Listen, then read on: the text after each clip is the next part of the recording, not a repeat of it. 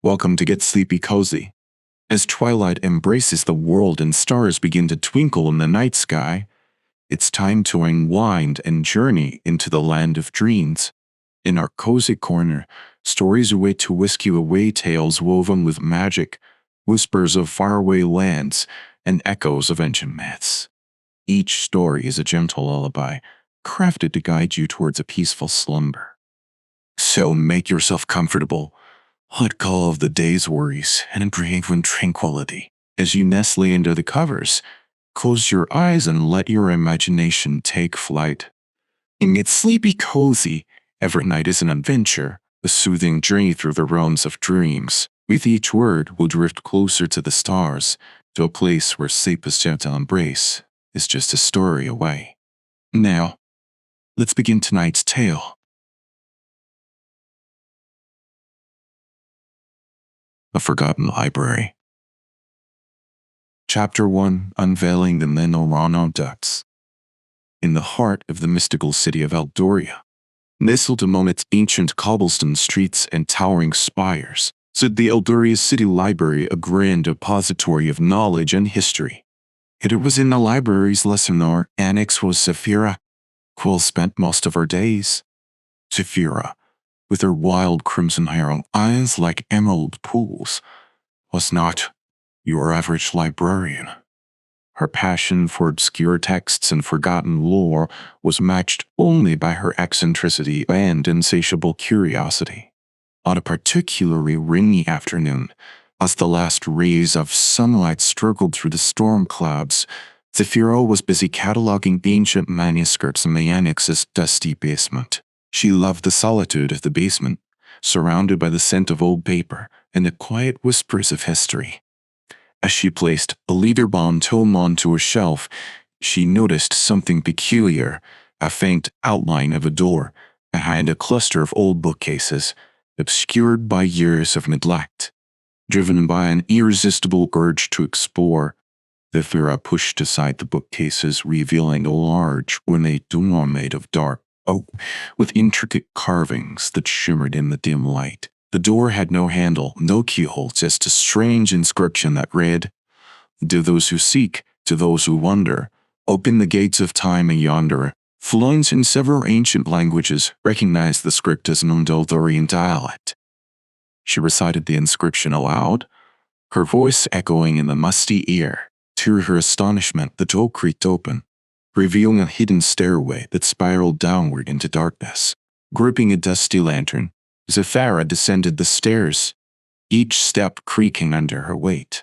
The air grew cooler as she went deeper, and the walls seemed to groan with an ancient power.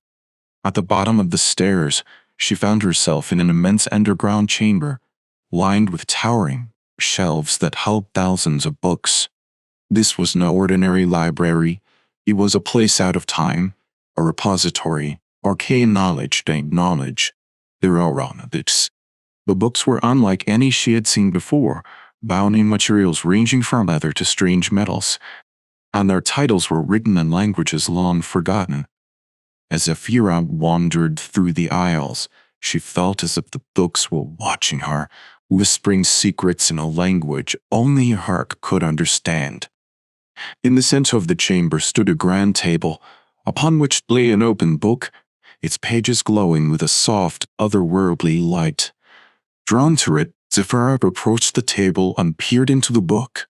The pages depicted a lush, verdant forest, so vivid and detailed that it seemed almost real. Suddenly, the air around her shimmered, and the image in the book burst forth, enveloping her in a whirlwind of light and color. In the world settled again, Zephyra found herself no longer in an underground chamber, but standing in the heart of an enchanted forest, the likes of which she had only read about in fairy tales. Stunned, she realized that the book was not just a book, it was a portal, and she had unwittingly stepped through it into another realm. The realization filled her with both fear and exhilaration. She was standing at the threshold of an adventure beyond her wildest dreams, in a world that defied all logic and reason. As Zephyra took her first tentative steps into the forest, she knew that her life would never be the same again. She was about to embark on a journey that would reveal the mysteries of the Wahamasiu that challenge everything she knew about herself and the world. Zephyr's senses were immediately engulfed by the enchanting atmosphere of the forest. The air was fragrant with the scent of unknown flowers, and the light that filtered through the canopy was a kaleidoscope of colors.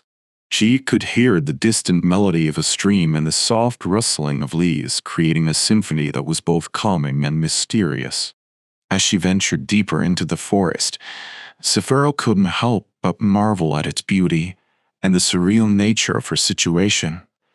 She was in a realm that should only exist within the pages of a book, yet she was exploring it with her own senses. It was overwhelming, yet exhilarating. Her awe, however, was short-lived. The forest, while beautiful, was not without its dangers.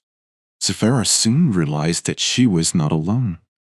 Eyes watched her from the shadows and whispers followed her steps. The forest was alive, and not all of its inhabitants were friendly.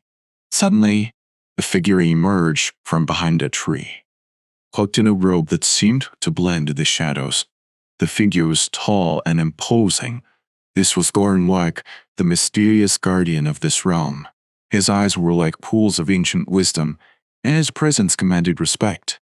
"Who are you? And why have you come here?" Thornwick's voice was deep and resonant, echoing through the forest. Zephyra, gathering her courage, replied, "I am Zephyra Quill, a librarian from Beldoria. I found a hidden library beneath the city, the Chrono-Codex, and somehow I ended up here." Thornwick, its expression softened slightly. "No, the Chrono-Codex. It has been long since a traveler has come through its portals. You must be careful, Zephyra Quill. The realms within the Nordics were ancient and full of secrets, not all of them kind." Zephyra listened intently as Thornwick spoke of the Chrono-Codex. It was a library created by the elders of time, a place where realms were bound within books, each a world into itself. The library was meant to be a bridge between realms, a source of knowledge and understanding. But it was also a place of great power and danger. Each realm has its own rules, its own guardians. Don Thornwick continued. To navigate them, you must be wise, brave, and respectful of the powers at play. Remember, not everything is as it seems. As he spoke, the forest around them seemed to listen, the very air hanging on his every word. Thornwick then offered Zephyra a warning. "Beware the Shadow Librarian. He is the keeper of the Nurnal, or no gods, darker secrets, and does not take kindly to intruders." With that, Thornwick vanished into the shadows, leaving Zephyra alone once again. She felt a mixture of fear and excitement. The adventure was more than she had ever imagined, filled with mysteries and dangers. She knew she had to return to the door, Chrono-Codex, to explore its other realms, to uncover its secrets, and to face the Shadow Librarian. But first, she needed to find her way out of the enchanted forest. With Thornwick echoing in her mind, Zephyra set off, determined to discover the path back to the hidden library and to embark on the journey of a lifetime. As Zephyra trekked through the dense underbrush of an enchanted forest, she found herself in a world where reality intertwined with magic. The forest seemed to have a life of its own, with trees whispering secrets and flowers that hummed with luminescent light. The deeper she went, the more she felt the weight of the forest's ancient magic, both wondrous and daunting. As night began to fall, the forest transformed. The moon cast a silver glow, and the air was filled with the luminescence of glowing insects and ethereal wisps. Zephyra, despite her awe, knew she needed to find shelter. She stumbled upon a clearing where a small, quaint cottage stood, seemingly waiting for her. Hesitantly, Zephyra approached the cottage. The door creaked open as if inviting her in. Inside, the cottage was cozy and well-styled, as though it had been prepared for an expected guest. There was a fireplace with a roaring fire, a comfortable bed, and a table set with food that smelled of home. As she settled in for the night, Zephyr pondered upon weak Petupargue's words and her coming situation. She was in a realm far beyond her understanding, and she had countless questions. How did the Chrono-Codex come to be? Who created these realms? And most importantly, how could she navigate them and uncover their secrets? The next morning, Zephyr awoke to the sound of the forest. She decided to explore the surroundings in the hope of finding a clue that would help her return to the Chrono-Codex. As she wandered, she encountered creatures of legend and lore, talking animals, mischievous fairies, and even a brewing dragon that guarded an ancient bridge. Each encounter was a test, a puzzle to solve. Zephyr realized that in this realm, wit and wisdom were her greatest allies. She learned to listen to the forest, to observe and understand its rhythms and secrets. It was a dance of mutual respect, and as she adapted, the forest seemed to open up to her, guiding her path.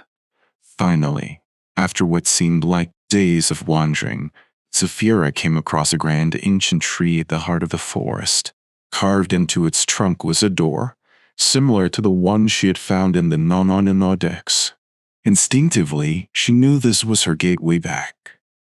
As she approached the tree, the air around her shimmered, and she felt the same whirlwind of light and color that had brought her here. When the world settled, Zephyr found herself back in the underground chamber of the Chrono-Codex, standing before the open book that had led into the enchanted forest. Overwhelmed by her experience, Zephyr knew this was just the beginning. The original burdened more rooms, each with its own stories and secrets. She was determined to explore them all, to understand the library's purpose, and to face whatever challenges lay ahead. Startled, Zephyr turned to find a figure emerging from the shadows. The figure was an ethereal woman, her presence both commanding and serene. She introduced herself as Lumina, the guardian of knowledge for the Chrono-Codex. Lumina's eyes sparkled with an otherworldly light. Their voice seemed to resonate with the wisdom of ages. You have passed the first test, Zephyr, Lumina said gently. The Chrono-Codex is a nexus of worlds, each a reflection of the vast tapestry of existence. You have shown the courage and wisdom to navigate the enchanted forest, but that is just the beginning. Zephyr listened intently as Luna explained the nature of the Chrono-Codex. Each book was a gateway to a different realm, and each realm was governed by its own set of rules and guardians. The Chrono-Codex was created by a council of ancient mages, the Elders of Time, as a way to preserve the balance between these realms of the real world. Lumina warned Zephyr of the challenges ahead. Each realm will test you in different ways. You must be prepared for anything. The Chrono-Codex is not just a library, it is a test of character, a journey of self-discovery. She also spoke of the Shadow Librarian, a former guardian who sought to use the power of the Chrono-Codex for his own dark purposes. He was now a threat to the balance of the realms, and his influence lingered like a shadow over the library. Each journey is not just about exploration, Lumina concluded. It is also about protecting these realms and ensuring that the knowledge within the Chrono-Codex is used for the greater good. With Lumina's words echoing in her mind, Zephyr felt a sense of responsibility and purpose. She realized that her discovery of her Chrono-Codex was no accident. It was her destiny to become its protector. Lumina then handed Zephyr a small, intricately carved amulet. This will help guide you through the rounds. It is attuned to the Chrono-Codex. It will provide aid when you need it most. With the amulet in hand, Zephyr thanked Lumina and turned her attention to the endless rows of books. Each spine was a door to a new adventure. in mood challenge. She felt a mixture of excitement and apprehension as she contemplated her next destination. The Chrono-Codex was a library like none other, a place of endless possibilities and hidden dangers. Zafira knew her journey had only just begun, and she was ready to face whatever lay ahead. She was no longer just a librarian. She was a guardian of worlds, a keeper of secrets, and a traveler of the Chrono-Codex. With luminous guidance still resonating in her mind, Zafira Quill stood amidst the vast collection of the Chrono-Codex, ready to delve deeper into its mysteries. The amulet given to her by Lumina felt warm against her skin, a constant reminder of the responsibility she now bore. As she walked along the rows of books, Zafira felt the gravity of her task. Each book was a portal to another world, each with its own dangers and wonders. The amulet would guide her, but the choices and challenges would be hers alone to face. Before embarking on her next journey, Zafira decided to spend time understanding the rules of the realms as conveyed by Lumina. She found a secluded corner in the library and began to pore over the tomes that detailed the lore of the Chrono-Codex. The book spoke of the balance between the realms, the importance of maintaining harmony, and the consequences of disrupting the natural order. One tome, in particular, caught her attention: the principles of unterrene travel. This book outlined the fundamental laws governing the realms within the Chrono-Codex. It emphasized the importance of respecting each realm's rules and inhabitants.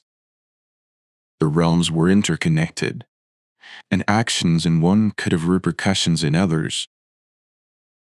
The book also mentioned artifacts scattered across the realms, relics of the Elders of Time. These artifacts held immense power and were key to maintaining the balance of the mounting Chrono-Codex. And Zafira realized that finding these artifacts could be crucial to her journey and the protection of the library. With this new knowledge, Zafira felt a sense of clarity. She understood that her journey was not just about exploration, but also about preservation. And Ono was a delicate ecosystem, and she was now its guardian. As she closed the tome, Zafira felt the amulet pulsate gently, as if urging her towards her next destination. She stood up and approached the shelves, her hand hovering over the spines of the books, feeling the energy emanating from them. Her hand stopped over a book bound in deep blue leather, its cover shimmering like the surface of water. The title read, "The Ocean of Stars." Intrigued and guided by the amulet, Zafira opened the book. Instantly, the familiar whirlwind of light enveloped her, and she was transported from the underground library to a new, breathtaking realm. She found herself standing on the deck of a majestic ship, sailing across a vast, starlit sea. The water reflected the night sky, creating an illusion of sailing through the cosmos. As she took in the awe-inspiring view, Zafira knew that this was the beginning of her next adventure. The Ocean of Stars was a realm of mystery and beauty, and she could feel that it held many secrets waiting to be uncovered. Determined to continue her journey was the guardian of the Chrono-Codex. Her adventure was just beginning, and the Ocean of Stars was the next chapter in her incredible journey through the realms of the Chrono-Codex. Chapter 2: The Shadow Paths. Zafira Quill stood on the deck of the ship, her gaze fixed on a horizon where the starlit sea merged with the night sky. The ship, a magnificent vessel named the Celestial Voyager, cut through the waters with grace, leaving a trail of sparkling light in its wake. As the ship sailed deeper into the Ocean of Stars, the air grew cooler, and the stars above seemed to shine even brighter. Zafira could feel the magic of this realm pulsating around her, a rhythm that ebbed and flowed like the tides. Suddenly the ship began to slow, and the crew, a group of ethereal beings who glowed with an inner light, grew tense. The captain, a tall figure robed in starlight, approached Zafira. His name was Captain Loomis, and his eyes held the depth of the cosmos. "You're nearing the Shadowlands," Captain Loomis announced. "It is a realm within the Ocean of Stars, shrouded in mystery and danger. Few dare to venture there, for it is said that the shadows can consume the unwary. Zephyra felt a chill run down her spine, but her determination did not waver. She molded to understand the. As the ship entered the Shadowlands, the stars above dimmed, and a thick fog enveloped the vessel. The sea turned a dark, inky black, and the air became heavy with a silent, oppressive aura. Zephyra stood at the bow, peering into the fog, trying to discern what lay beyond. The crew moved about the ship with practiced efficiency, their faces set in grim determination. Then, out of the mist, a shape began to form. It was an island its shores jagged and unwelcoming, blanketed in a perpetual twilight. This was the city of Whispering Echoes, the heart of the Shadowlands. As the ship docked at the island's pier, Zephyra prepared to disembark. Captain Loomis offered a word of caution. Be wary. Zephyra quailed. The Shadowlands are treacherous, and not all its secrets are meant to be uncovered. With a nod of acknowledgement, Zephyra stepped onto the pier. The ground beneath her feet was cold, and the air was filled with hushed whispers, as if the island itself was speaking to her. The city of Whispering Echoes loomed before her, its buildings and streets shrouded in shadows. The city seemed deserted, yet Zephyra could feel eyes watching her from the darkness. As she ventured into the city, she noticed strange symbols etched onto the walls, glowing faintly with an eerie light. Each step she took was met with whispers that seemed to echo from the shadows themselves. Zephyra realized that the Shadowlands were a place of secrets and illusions. To navigate through this realm, she would need to rely on more than just her eye. She would need to trust her instincts and listen to the whispers of the shadows. Determined to uncover the mysteries of the Shadowlands, and to find a path that would lead her back to the Chrono-Codex, Zephyra delved deeper into the city of Whispering Echoes, ready to face whatever challenges lay in wait. The city of Whispering Echoes was a labyrinth of narrow streets and towering buildings that seemed to absorb the scant light. Shadows clung to every corner, and the air was thick with a sense of foreboding. Zephyra moved cautiously, her senses heightened to every sound and movement.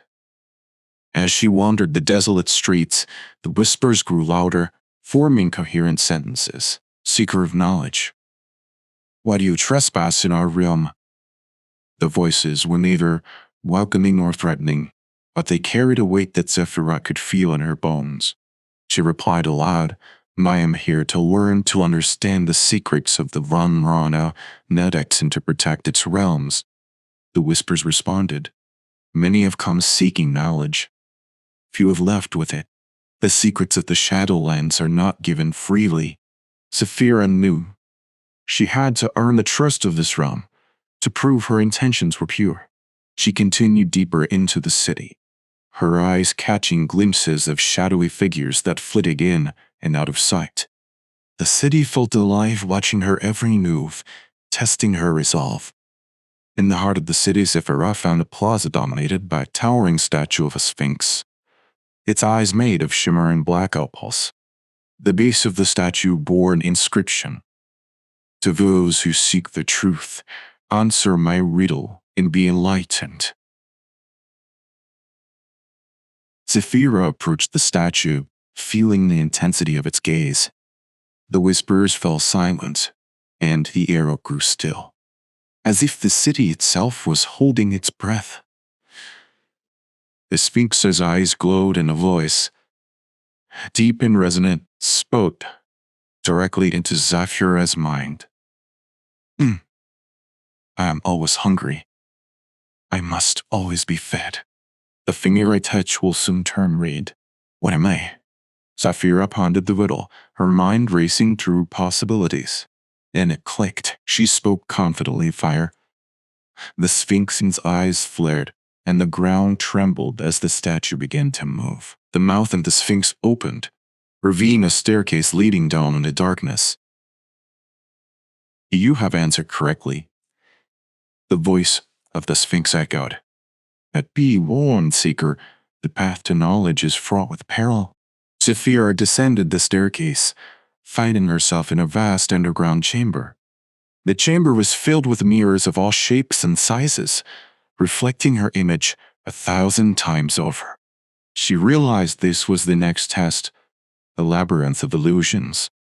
The labyrinth was a maze of reflections, each mirror showing a different image, some of her past, some of her potential futures. Zephyra navigated the labyrinth, her resolve tested at every turn by illusions that sought to confuse and mislead her. Finally, after what seemed like hours, she found the heart of the labyrinth, a clear pool of water, its surface smooth as glass.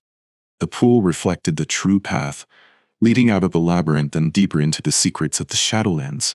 Emerging from the labyrinth, Zephyra felt a sense of accomplishment. She had faced the challenges of the Shadowlands and emerged stronger. But she knew that her journey was far from over. The Shadowlands still held many secrets, and she was determined to uncover them all.